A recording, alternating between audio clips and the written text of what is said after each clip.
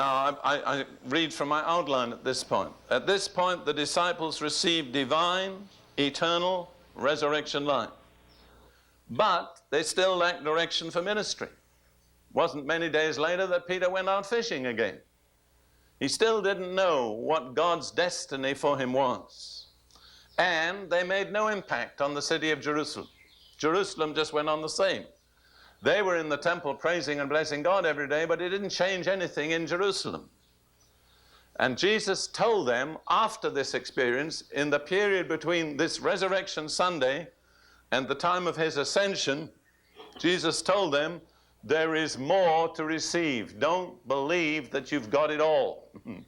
When I meet people who tell me I've got it all when I was saved, I say, if you've got it all, let's see it. Where is it? It should show. I want to read two passages in which Jesus made it very clear that there was more to receive than they had received through new birth. Wonderful though that was. Luke 24, verses 48 and 49. And bear in mind, these words were spoken shortly before his ascension, something like 40 days after his resurrection. And you are witnesses of these things. He's talking to the disciples. Behold, I send the promise of my Father upon you, but tarry in the city of Jerusalem until you are endued with power from on high.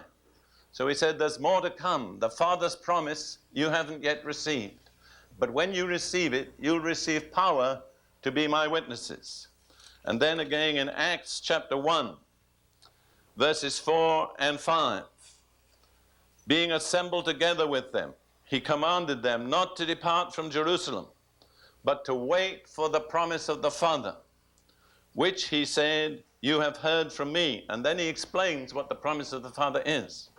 For John truly baptized with water, but you shall be baptized with the Holy Spirit not many days from now.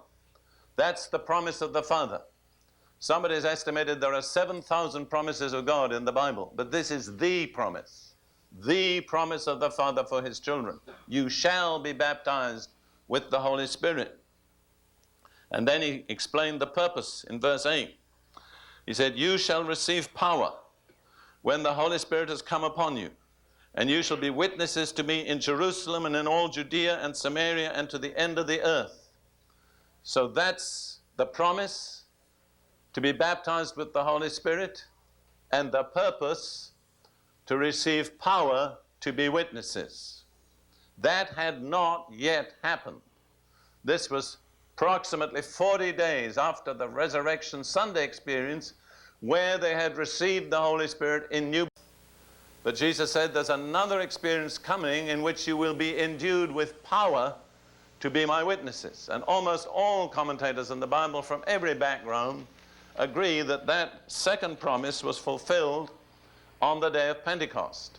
So we turn now to Acts chapter 2, and we read some verses that describe the fulfillment of the promise. First of all, we'll read the first 4 verses of Acts 2.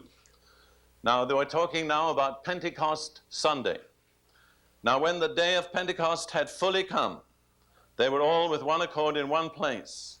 And suddenly there came a sound from heaven, as of a rushing mighty wind, and it filled the whole house where they were sitting.